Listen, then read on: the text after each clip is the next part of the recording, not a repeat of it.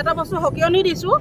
আমাৰ ডিব্ৰুগড় ডিষ্ট্ৰিক্টত তেখেতক আমি নিষিদ্ধ পৰিৱেশ ঘোষণা কৰিছোঁ আৰু য'তে পাম তেখেতক ডিব্ৰুগড় ডিষ্ট্ৰিক্টৰ ভিতৰত আমি ততে কোবাম তাক।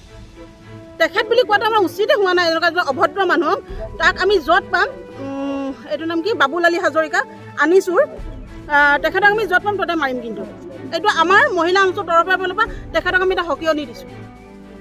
ডিব্ৰুগড় জিলা আমচু মহিলা সমিতিৰ খিলঞ্জীয়া আমচু কেন্দ্ৰীয় সমিতিৰ সাংগঠনিক সম্পাদক বাবুল হাজৰিকাৰ বিৰূপ মন্তব্যৰ প্ৰতিক্ৰিয়া প্ৰকাশ। ইছলাম ধৰ্মাৱলম্বী মহিলাই বুৰ্খা পৰিধান কৰিলে গৰু পিটন দিম বুলি কোৱা বিৰূপ মন্তব্যৰ বিৰুদ্ধে জাঙুৰ খাই উঠিছে আমচু জিলা সমিতিৰ লগতে মহিলা সমিতিৰ।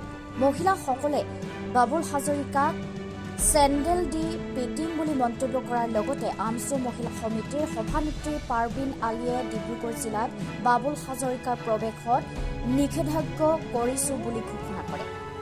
ইফালে আমচু জিলা সমিতিৰ তৰফৰ পৰা অনাগত দিনত এই ধৰণৰ বিৰূপ মন্তব্য নকৰিবলৈ সকীয়াই দিয়াৰ লগতে অন্যথা তীব্ৰ গণতান্ত্ৰিক আন্দোলনৰ কাৰ্যসূচী ৰূপায়ণ কৰাৰ হুংকাৰ প্ৰদান। ইটো নোৱাৰে উলংঘা কৰি আমি এটাক চেণ্ডেল দি কেনে মাৰিম, তাক উলংঘ কৰি আমি পিটিম। কি বিতৰ্ক যে কৰিছে, ৰিজাৰ্ভখন ল'লে কি আমি কি বেয়া নেকি? উলংঘ কৰি থাকিব লাগে নেকি? উলংঘ কৰি থাকিলে সি কি ভাল পাব নেকি? সি মহিলাৰ ওপৰত কি কৈছে যে আমি পিটিম, তাকে চেণ্ডেল দি কেনে আমি পিটিম।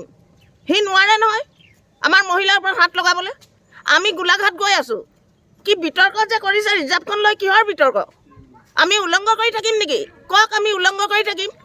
আমাৰ বস্তু আমি ঢাকিকে মূৰত কাপোৰ লৈ কেনে আছোঁ, তাৰ কি হৈছে? তাৰ পৰিয়ালে নাথাকে চাগে, তাৰ পৰিয়ালে নাথাকে, উলংঘ কৰি থাকে। তাৰ নিজৰ ঘৰৰ মানুহখিনি কওক উলংঘ কৰি থাকিবলৈ। বাহিৰত ক'বলৈ নালাগে, মহিলাখিনিক ক'বলৈ নালাগে উলংঘ কৰি থাকিবলৈ। বৰ দুৰ্ভাগ্য, একালৰ আমাৰে সতীৰ্থ আছিলে, আজি আমাৰ ফালৰ পৰা ওলাই গৈ কাৰ ছত্ৰ ছায়াত পৰি এনেকুৱা এটা মন্তব্য দি ইছলামিক নাৰী সমাজৰ মাজত এটা বিশৃংখলতাৰ সৃষ্টি কৰিছে। তাৰ বাবে আমি সদৌ অসম সংখ্যালঘু ছাত্ৰ ইউনিয়ন আমচুৰ ডিব্ৰুগড় জিলা সমিতিৰ তৰফৰ পৰা উক্ত ব্যক্তিজনক তীব্ৰ ভাষাৰে গৰিহণা ও ধিক্কাৰ জনাইছোঁ আৰু অনাগত দিনত এনেকুৱা অশালীন মন্তব্যৰ পৰা বিৰত থাকিবলৈ উক্ত ব্যক্তিজনৰ লগতে উক্ত ব্যক্তিজনৰ পৰিয়ালৰ 14 পুৰুষেও যাতে এনেকুৱা মন্তব্য নকৰে তাৰ বাবে সকীয়াই দিলোঁ। অন্যথা অসমৰ মুছলিম মহিলাসকলে হাত সাৱটি বহি নাথাকে। আৰু উক্ত ব্যক্তিজন আমাৰে একালৰ সতীৰ্থ আছিলে যদিও আজি তেওঁ খিলঞ্জীয়া নামেৰে এটা সংগঠন কৰি কোনোবা ৰাজনৈতিক ব্যক্তিৰ ছত্ৰ ছায়াত পৰি তেওঁ এনেকুৱা ভণ্ডামি আৰম্ভ কৰিছে, তাক আমি কোনো পৰ্যায়ে মানি নলওঁ। মোৰ স্পষ্ট আমি অখিলঞ্জীয়াই, কিন্তু তেওঁলোকে চাওক যে কটা তাঁৰৰ বেৰ পাৰ হৈ আহোঁতে কটা তাঁৰৰ দাগ পিঠিৰ পৰা এতিয়ালৈকে আঁতৰি যোৱা নাই। তেওঁলোকৰ আকৌ খিলঞ্জীয়া বুলি দাবী কৰিছে, ই বৰ হাস্যকৰ বিষয়। গতিকে উক্ত ব্যক্তিজন আমি শুনিব পাইছোঁ যে বাবুল আলী হাজৰিকা এটা ছদ্ম উপাধি লৈছে। তেওঁৰ আচল নাম হ'ল আনিছুজ্জামান। গতিকে তাৰ ওপৰতো আমাৰ এতিয়া সন্দেহ হৈছে তেওঁ প্ৰকৃত খিলঞ্জীয়া হয় নে নহয়। খিলঞ্জীয়া হওক বা নহওক সেইটো ডাঙৰ কথা নহয়, কিন্তু এনেকুৱা অসুলভ অসভ্যমূলক মন্তব্য কিয় কৰিব? তাক কোনেও অধিকাৰ দিলে আনৰ মহিলাক গাত হাত তুলিবলৈ? কাৰ ছত্ৰ ছায়াত ইমান সাহস পালে? গতিকে শেষৰবাৰ বাবে আমি বাবুল আলী হাজৰিকাক ওৰফে আনিছুজ্জামান তাক সকীয়াই দিছোঁ।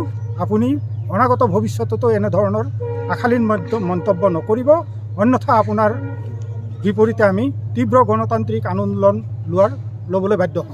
যোগেদি এটা নিউজ বাৰ্তা পাইছোঁ যে ক'ৰবাৰ এজনী বাবুল হাজৰিকা নামৰ, ক'ৰ হয় এজন নাজানো, আগতে আমচুত আছিলে, আমচুৰ এতিয়া দালাল কৰি পেলাই আমচুৰ পৰা খেদা খাই এটা নতুন এটা হেৰি খুলিছে। তাৰমানে তেখেতে পটককৈ এটা মন্তব্য কৰিছে যে যদি বুৰুকা পিন্ধে তে আমাৰ মানুহখিনিক মহিলাক গৰু পিটন দিব। তেখেতে এইটো অধিকাৰ ক'ত পালে? তেখেত কোন হয় মই সুধিছোঁ? তেখেত এজন দালাল। এজন দালালৰ মুখত এনেকুৱা কথা শোভা কেতিয়াও নাপায়। আৰু তেখেত এজন ভদ্ৰ ভাল মানুহ হোৱাতে এগৰাকী মহিলাৰ ওপৰত এনেকুৱা মন্তব্য কেতিয়াও কৰিব নোৱাৰে। যিহেতু তেখেতে ইয়াৰ পৰা আমি এইটো তেখেতক নকওঁ, মই সি তাৰ ৱাইফ হওক বা আছে যদি বা মাক ভনীয়েকক সম্ভৱ মাৰে, খুব মদ চদ খাই মাৰে চাগে। আৰু এই মন্তব্যটো দিয়া সময়ত মোৰ সন্দেহ তেখেতে একোট মদ খায়ো থাকিব পাৰে।